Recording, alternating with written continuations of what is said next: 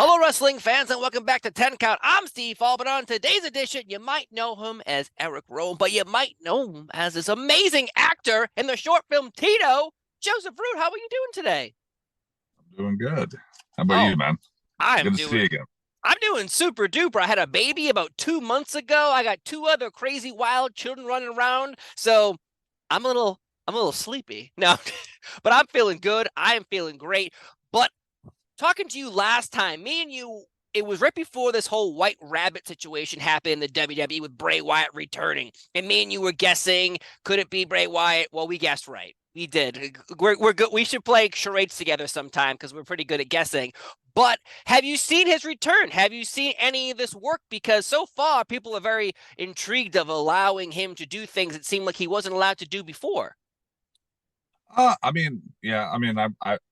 don't watch often, but yeah, I watch for certain people, and but I was sure to watch his debut and what he said, and I think the last time I watched anything that happened was the Crown Jewel, because I was Yep. curious to see what he would do on that show, and I was curious to see about Braun and Omos. Yeah. Just to see I'm a big fan of big brawlers colliding. I was it's like watching Sheamus and Gunther, and or Drew and Sheamus. Yeah. It's Yeah. always fun to watch that. Those are amazing matches. So, were you impressed with the aesthetics and the lighting and everything for Bray Wyatt returning? Because before that, remember, me and you were like, it's obviously Bray Wyatt, but we were also anticipating the fact that, do you want to know the ending to this story? Because we know what it's going to lead to Bray Wyatt returning. But then what's after that? Usually in movies, you don't get the scene where everyone's like, oh, we are all happy. And then they show you, oh, they had babies, and then they had a job, and they had this. They didn't do that with Bray Wyatt. Obviously, we're still in transition of know what's happening. But with you seeing what the debut and Crown Jewel, are you enjoying the process so far? It's a story, and I know most wrestling fans don't have a lot of patience these days. Uh, but I enjoy, like, wrestling has a little something for everybody. So it's nice to be able to be able to turn on a clip, a few months down the line, get a quick recap of what's going on. It's kind of like watching a soap opera, where at least they have stories that happen between, maybe you watched on a Monday, and then you watch like 3 weeks down the line, and all this stuff happened, but you have to like watch it every day to be clued in on what happened from day to day. True. And not everybody can watch all the time. So it's cool to be able to have people go back and use, have YouTube and social media to go back and just watch clips to see the story live, and not actually have to watch on television, which I don't know if it's good or bad for the business, but it's I, cool I to be feel able to like I easily feel keep in touch. I feel like it's a slightly a little bad because you're right about that. I don't have to watch 3 hours of Monday Night Raw. I could sit on Twitter while watching, say, Christmas Vacation with my family or Elf with my family during Christmas time, and just go scroll through and go, oh, there's a video, this is a 1 minute video clip of Sami Zayn doing a dance with the Usos. Okay. Versus me watching 3 hours to catch that moment. So ads probably are a little upset, but hey, that's the way of the world. But let's move on though, because we talked before about your short film for a brief moment, but then I finally was able to sit down and I watched the Tito. It's on YouTube right now, and I absolutely loved it. But like, it makes me want more because the fact that what happens in the movie, it makes me like, please give me more. So let's talk about, how did you get involved with this short film, Tito? Because obviously you and Cesaro are in this movie, but how'd you get involved? Well, Anthony Notarelli, he's a actor as well, and he used to live in New York, and now he lives in LA. But he decided to write for the first time, and try to make a film with his friend Andy Torischuk. I'm trying to pronounce that right. I always call him Andy Money as a joke, but but those two wrote this short film. And then they secured funding to get it made. But Anthony wrote the role of Hammer with me in mind because we had worked together in WWE, in social media, kept in contact because of our mutual love for movies and acting, and just similar interests. So I was honored that he wrote it for me, but I think he was more surprised that I was willing to do it because he had, sent me the script. I had read it. I really enjoyed the script, and from there, I was on board. I was game, and they really impressed me this first time. Not only writers, but they directed it. They got the funding together. I found a production company to be able to film it and get it out. So I'm very happy that it's seeing some sort of success. They're starting a festival run. It's already gotten a few awards and a lot of the short film festivals. So the more people that we can get to watch it, the more buzz we can get around it. For these two, especially being first time directors, filmmakers, and getting them, just seeing how the finished product is, they have a ton of talent, and it's because of what they created. So the more people that watch this, the more successful this gets. You never know, like short films often turn into feature films, or short films can be a segue for them to be able to create more short films, which lead to feature films. So for future feature films. So I'm very proud of what they did, and everyone that they cast. The lead, the delivery man, is Alexia Bondar. Might pronounce that last name wrong, but he made that film. Just with the way he portrayed that character. The dog Tito, little French bulldog, happens to be Anthony's his pet. Oh wow! That's his baby Winston. So he got to star in his first movie. I thought that the dog did a great job. Wow. Did the dog get paid most money out of everybody? The dog, I'm assuming, because it's called Tito. I would hope the dog's getting paid big money. Yeah. It was awesome because he for the role of Heidi, he cast Carol Todd, a local out in New York City, where we filmed out by Brooklyn, and to do scenes with my friend Anthony. You'll see between the character Hammer, Tiny Ginzo, and Heidi. We had a few fun scenes. So. Yeah, I love those. I love it because even what I think about the most I like about it is the lighting too, because a lot of movies can be shot at night all day long, but if you don't have the right feeling, like the tone of the light coming through the screen to my face made me, I don't know, had like this weird, like, oh, I feel a little timid. I feel a little scared. I feel a little happy. Like it gave me all these feelings from the lighting. Obviously that's production, not, the acting process as well. But how would you describe the plot of Tito? Because it seems like maybe, the American dream gone wrong. You're trying to achieve something, but yet sometimes you have to do things you don't want to do to get what you want. But it seems that this character keeps doing the things he doesn't want to do to get the things he wants, and it never turns out this way. Yeah, everyone deals with ups and downs trying to accomplish this dream, this American dream of you work hard enough, you deal with enough bull crap, and you'll get to where you want to be. And this character seems to just be dealing with a bunch of crap his entire life, and basically be the stepping stool for everybody.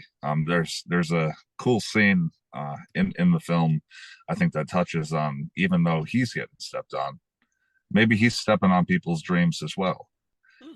There's a great scene in a gas station that yeah tells that, and then even the role of a Hammer, a man that wants to be respected, but he wants to respect other people as well and what they do, and maybe he's stepping on people by having a different thinking about what respect is and how to respect people, and it may come across a different way maybe arrogant or cocky or just rude.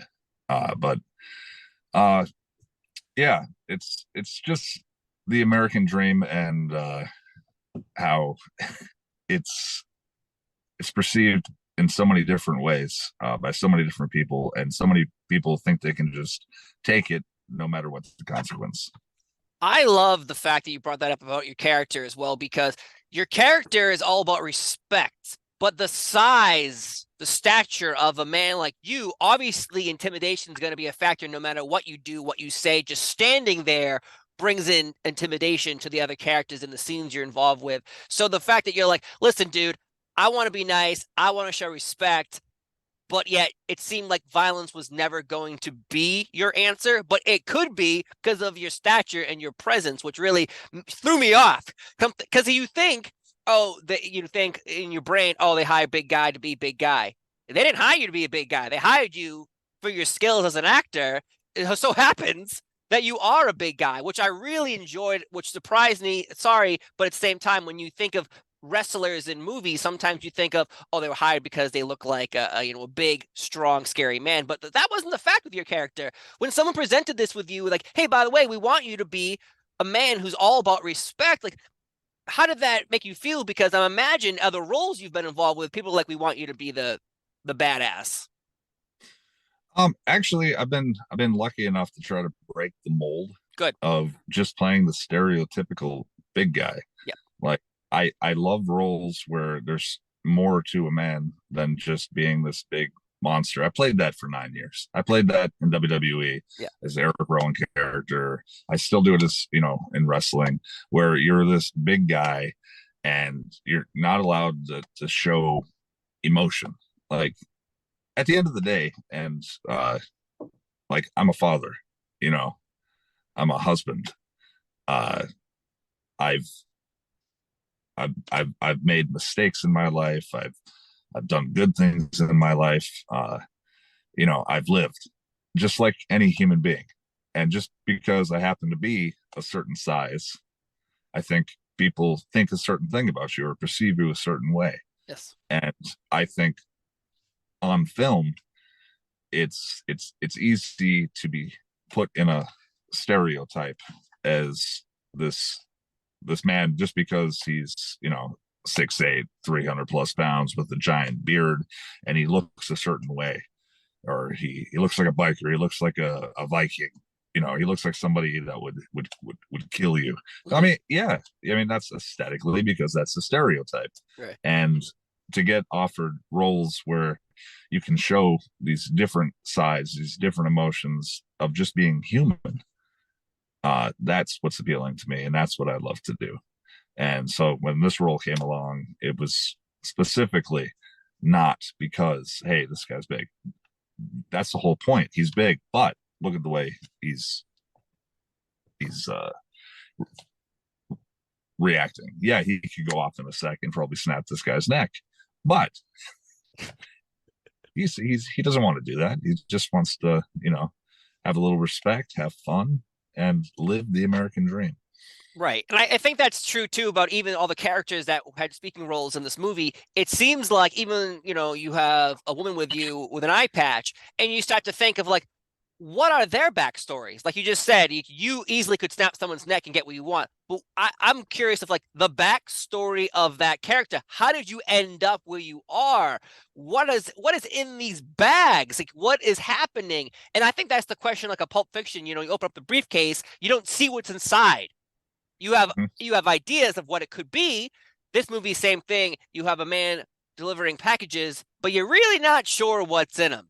Is it money? Is it drugs? Is it something else we don't know about? Like nobody knows. And I think that's really what appealed my brain more than anything. I was like, what the hell's in those bags, man? I need to know. But even I'm not going to give away the ending, obviously, but the ending really makes me believe that there is an opportunity for more, a part 2, a part 3, because you don't know what happened. Are there consequences for this movie, for people's actions? Are we going to see these consequences? I really hope we do. And I don't know what it could be for the characters involved with the ending, but maybe, just maybe, we can get a story about what the hell is happening to you, where you ended up. Is there an opportunity there? Has there been talk of a second or a third or a part 1 or part 2, part 3? I think you just create. You create to create, and if they feel the need to write something because it's in their head, they'll write it and they'll get it on film.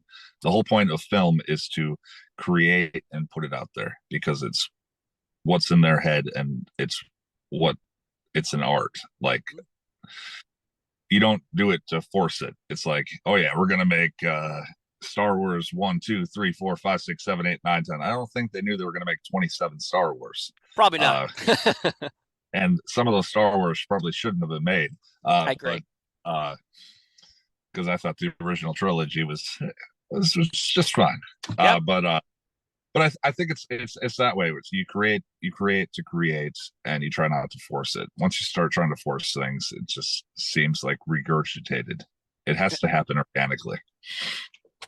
Well, we'll have to see this more, but I love that short film, Tito. Check it out. I know I watched it on YouTube. There's probably a million places you can watch it right now because it is circulating the festivals, as you mentioned. Awards are being handed out. So kudos to you and your role, and kudos to everyone involved with that because I absolutely love it, and I'm very happy I was able to see it because, again, short films don't get the love it used to, but now I think with, people are trying to escape Hollywood a little bit more, so short films feel like the way to feel like you've gotten out of that a little bit, but I love it so much. Let's move on though, because, just like with anything, everyone's returning to the WWE. It feels like we had Bray Wyatt, Karrion Kross, Tegan Knox recently, Emma, always rumors running wild. When Bray Wyatt showed up, they thought, could we see you return to the WWE? Texas Royal Rumble is coming. The lights go out. We count down to 10. Lights go out. Boom! You're in the ring in your sheep mask. Is this a possibility in my fantasy brain? Before I answer that, let me just put over one more thing about Tito. Yes. First, I don't know if you have an option to put a link down, but if you look up on YouTube, Tito space sell the leg. Tito space sell the leg. It'll be one of the first things that come up. Also, this was Claudio Castagnoli, his first venture into film and acting. Yeah. And I thought he did a wonderful, great job. So that's what I wanted to say. Wrap that up. Of course. It's got a bow on it. I put it under the tree. There we go. As far as appearing, whatever, I would be the last to know. I feel like the fans figure out, or through the people call it the dirt sheets, but it's basically just the journalism without verified facts. Isn't that journalism sometimes though? Yeah. A lot of times. Hold on one second. Sorry. Boop boop. All right, I'm back. All right. But I sometimes feel like you'll hear rumors and then all of a sudden they come true. So, that's why I say I always laugh. I'm like, I'll probably hear a rumor. I don't know. That's funny you say that because it is like that. Like when Bray Wyatt returned, everyone's like, well, obviously, Erick Rowan's going to show up eventually because of his connection. And but then everyone has been guessing, like, oh, did you hear that person's contract is done with Impact Wrestling? Boom, they're on SmackDown. You're like, that was really quick. Like, the behind the scenes tactics of people who were involved with law and legal tactics in the WWE, getting people from one company to another so quickly is mind-boggling. I don't know how it's done. Third parties, maybe, a whisper, a handshake. I don't know. But the fact that you haven't been back yet leads everyone to believe that you'll be back. And if you don't come back, that rumor will still go for years upon years upon years of, did you hear? I think he's coming back. I think he's coming back. We'll have to see. All I can say is I'm not under contract with any wrestling company. I'm a true independent contractor within acting and wrestling. In fact, this last weekend, I worked at Blizzard Brawl for Dave Hero. He puts on a great show out in Waukesha, Wisconsin. Always gets good crowds. They do it yearly, and I worked a big boy named Moose. Oh yeah. And that was a first time matchup. I like to say that I came out victorious, which I did. But yeah, it was fun for everybody involved, and independent wrestling's alive and well as well. So I know. support your local independent wrestling promotions, because without them, there's no future stars of tomorrow unless they just recruit through colleges.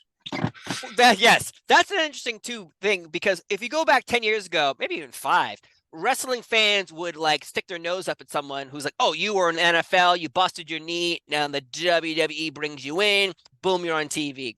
Versus someone who you just brought up, like you go local wrestling, started in your local high schools, then went to certain independent federations, and then got brought up to Performance Center, then the WWE. People somehow respected that more for some strange reason versus NFL collegiate athletes being brought in. And that's what's happening now. They're just training people versus having to retrain someone in the WWE style. What was always your thoughts on that? Because it's always a little weird to me. Like, if this person's entertaining you, why are you critiquing their past? Yeah, I never understood that. People would always, like with me, especially, I don't think people really understood where I came from, because there wasn't a lot of word on the internet about me before I debuted with WWE. Which is funny because yeah, like I think people said, "Oh, this guy's just from college football." It's like, yeah, I played a couple of years of college football before I quit college to become a wrestler. Right. And when I did that, it was back in 2002, and I trained to be a wrestler. I'm like, I'm gonna make it, and I'm living in Minnesota at the time, and it took me till 2007 to like go to Japan, where I worked for Noah. I lived out there for 3 months in a dojo, and then I was a single dad, and I had to move back to Minnesota. And basically, I wrestled around Minnesota, Wisconsin. I didn't work for the ROHs. I didn't work for TNA. I just was independent wrestling within a 4-state area of Minnesota, Canada, Iowa, just that small little area. So no one like knew me, because this was like just when cell phones are like becoming popular. Right. Uh, so when I got signed in 2011, I think people thought like, hey, this guy's coming from this background, but like, no. And yeah, you have to be untaught a lot of bad habits that you have on some of these indies if you're not working guys. And I think that's something that's molds the performer, is you need to work as many people as possible that are better than you, and it makes you a better, well-rounded performer. And unfortunately, there's a lot of indies where guys are stuck in certain spots and areas where they're working the 20-year vets that just stay in that area, Right. and they don't work anybody better because they're the best, and they got bad habits. And it's hard to get out of those habits unless you're reminded constantly every day, and you work people better than you. And uh, anybody can be taught, but it's through reps that you improve and get better. And it's like any profession.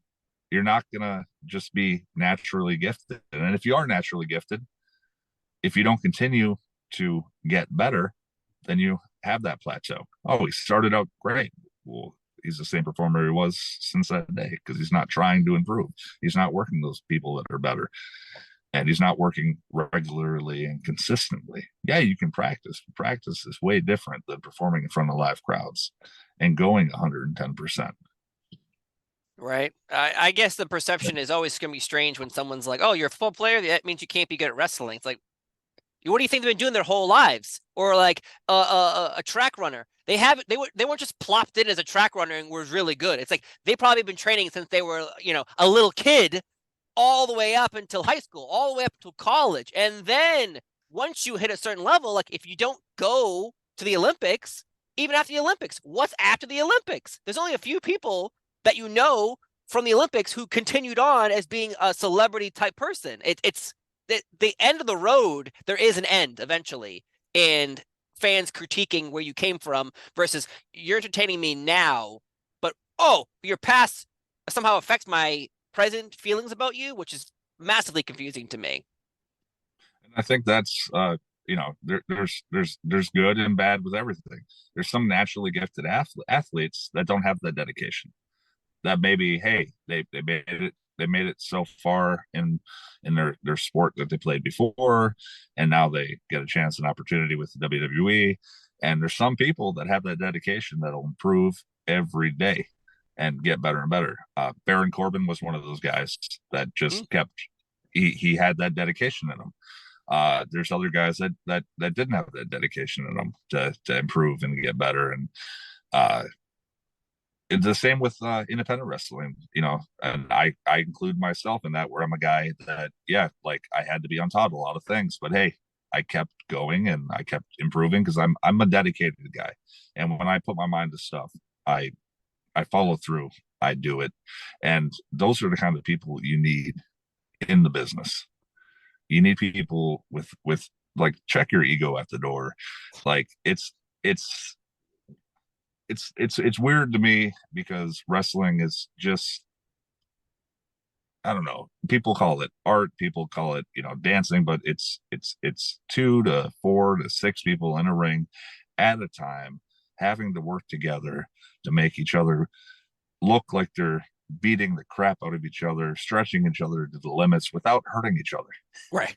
And there's no room for egos to say I'm the best, because no, you're doing the best to make the fans happy, to make the people watching happy. You're doing your best work to make each other look like you're doing the certain thing, but you're not hurting each other. Yeah. And the same with acting. You put in all this work to go on screen and make it look like it's this natural conversation, this natural, like these emotions are coming out, because they really are coming out, because you did this work, and now all these emotions are coming out and people can see these emotions and they feel it, because the screen is, up on like a big screen, and your face is on the screen. They can see right through a lie. Yeah. When you're in the ring, or good acting or bad acting other, too. yeah. When you're beating the heck of each other in the ring, people aren't focusing just on your eyes. It's your whole body. So it's a little bit different when you're wrestling, because it's an action and intention of your whole body. Yeah. So I think those are the differences between acting and wrestling, unless you're doing a promo, and then promo's completely different, because I always look at it like live theater, where the theater goers have their cell phones and they're screaming at you. I would love to go to a Broadway show, like a quiet sit down theater, where everyone's trying to do their tweets, put on their performances, but in the middle of every sentence, hey, you suck. What? Let me take a picture of you. I think that would throw off even the greatest of actors. No, 100% they would, because again, they're not used to hecklers the whole time, where people whipping, you go back to the history of even professional wrestling, people tossing batteries in the ring, or beers or bottles. It's like, I can imagine someone doing Hamlet and just being smashed in the face with a beer from the audience, but continuing your performance, I highly doubt that could happen. But with like collegiate wrestlers coming into the WWE, obviously they create relationships with like the new regime, Triple H, who's running the WWE now. What was your relationship like with Triple H? Because everyone who keeps returning feels like they're Triple H guys or girls. Yeah. So to me, I've always been a business guy.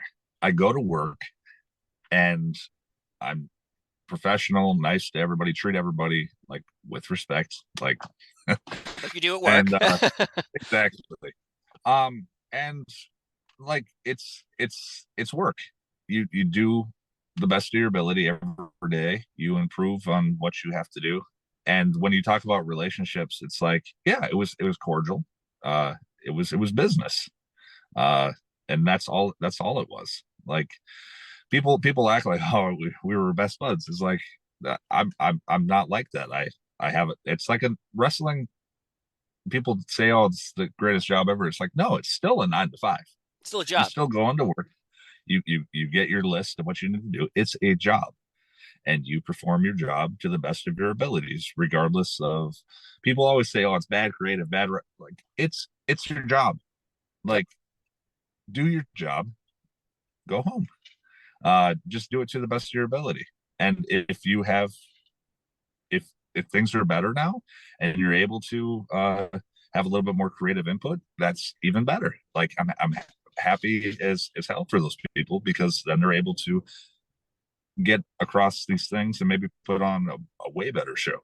So uh to me, it's like, yeah, me and Hunter always had a good relationship. I never screamed at each other, and always cordial, did jobs that we were supposed to do together. And yeah, man. But I never did get the pointy picture, like where he points at the guy. You Never never got got that. it? You know, me and John, when we won the belts, you know, in NXT when he was running it, yeah, we didn't get no finger point.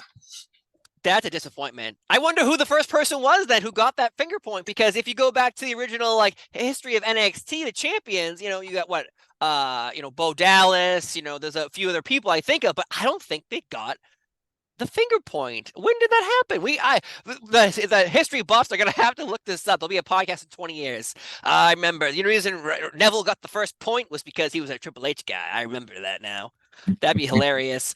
But yeah, the I think the idea of now of, it seems like everyone's like, oh, they're you know, like I said, they're Triple H guys or girls because of the relationship you saw on screen.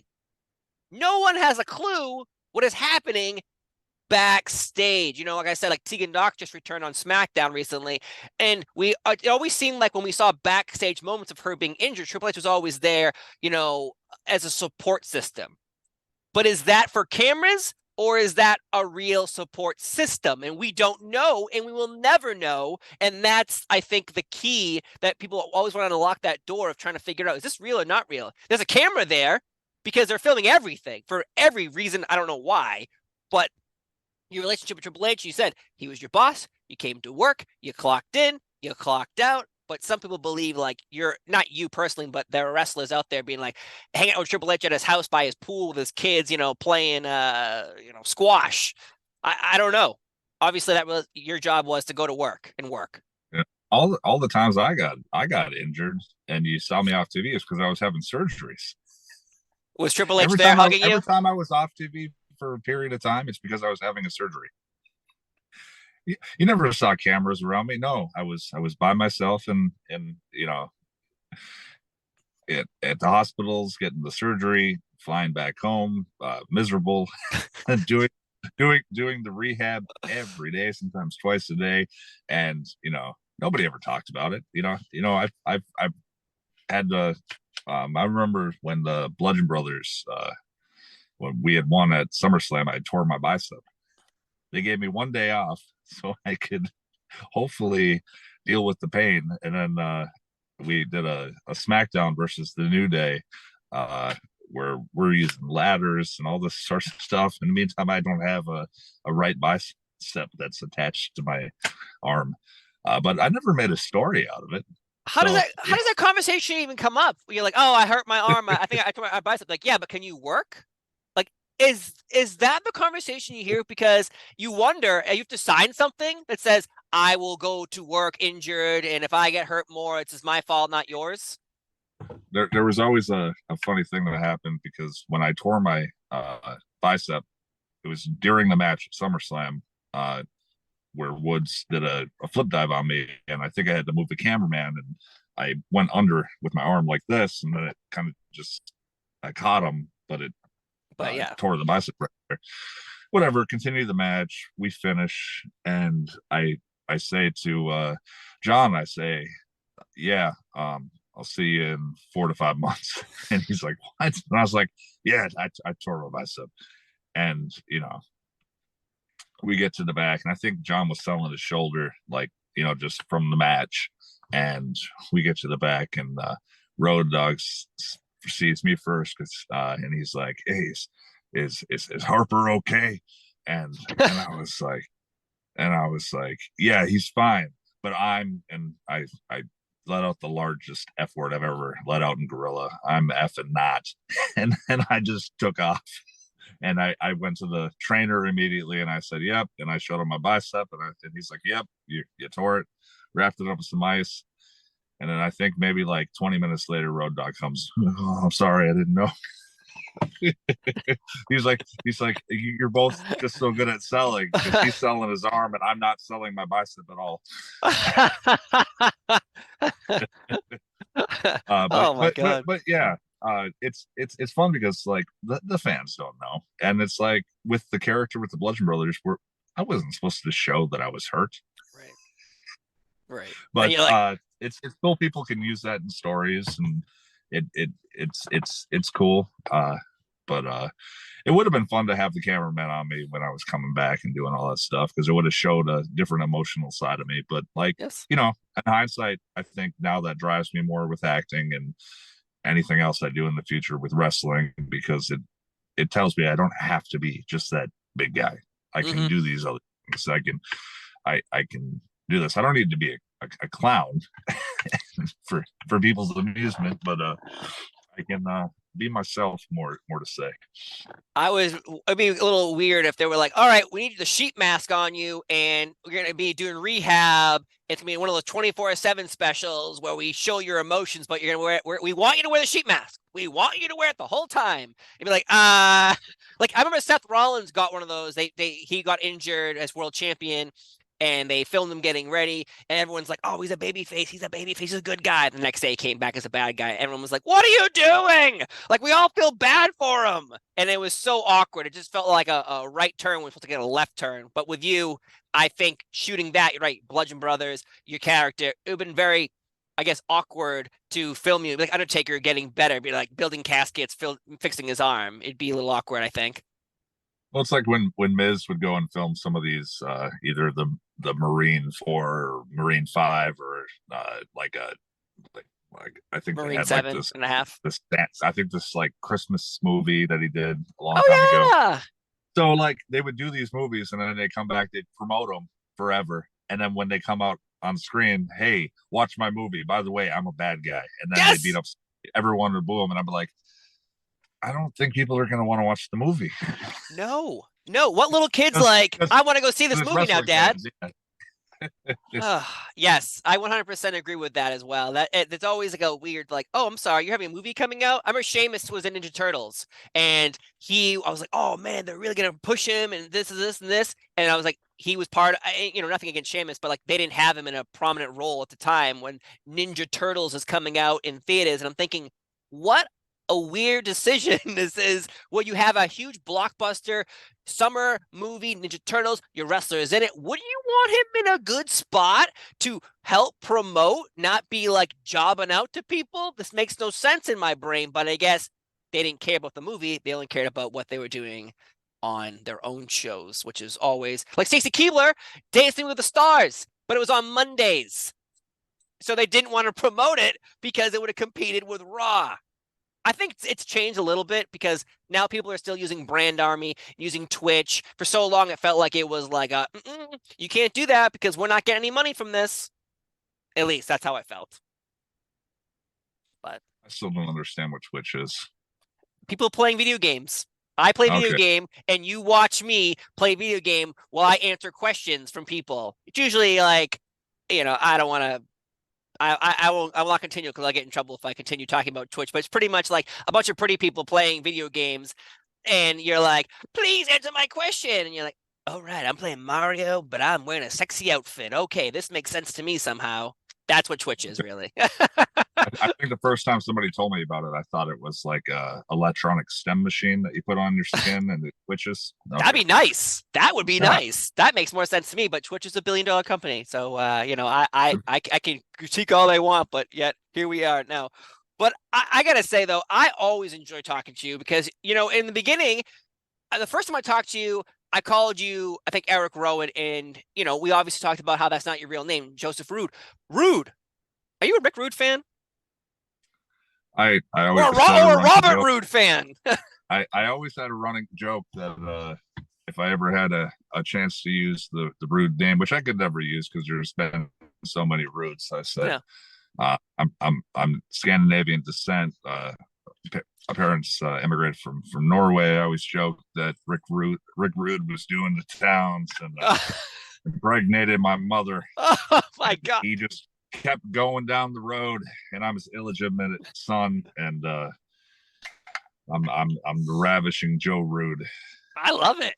That's like when Paul White, when he was the Giant, he was under the Giant's son, but like they didn't say it, but they really hit you in the home with it, saying that's my dad, but they would never say Andre, but everyone knew it was obviously implied. But that's hilarious. I would have loved that storyline. If you come back to the WWE, I don't want Erick Rowan.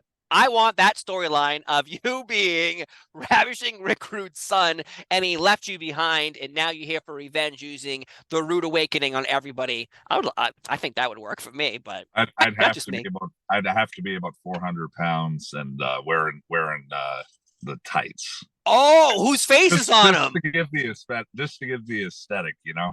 Oh my god, I love it. I love it. I loved his tights. You know, the fact that he got airbrushed for his opponents really showed the dedication to a character of like, oh, I'm fighting Jake the Snake. I'm gonna have your wife on my crotch. And you're like, oh my god, that we're getting personal here. But I have to say, I really enjoyed sitting here talking to you about your short film Tito, because if no one's seen it, you gotta check it out. Again, I've watched it on YouTube. It's a million places you can see it right now. Awards are being handed out for it, festivals. It's a great, great short film, and I'm glad we got to talk about that, because last time we talked about more wrestling, but I really wanted to dive into your acting this time, because it seems like the door is just opening for you, especially being attached to an award-winning short film like this. So what do you have on the horizons? Is there something coming up? There's always things coming up. Because that's what it is. You're always on your toes with different auditions and opportunities. Uh, as far as anything I can say right now that's coming out, I can't say. But there's a smaller independent film called Face On that'll be coming out probably next year, and another small independent film called The Outlaws of Medesio. So look for those. But obviously other bigger projects on the horizon, which I can't wait to announce. But with acting, it's very just like wrestling. Shh. We'll keep it quiet. I expect to see you now in a Marvel end credit scene. That's what I expect now. But we'll have to wait and see. We'll have to wait and see. Joseph Root, thank you so much for being here on 10 Count. I've been Steve Fall. He's been the great star of Tito, Joseph Root. Have a great day, and we'll see you next time. You too. Bye-bye.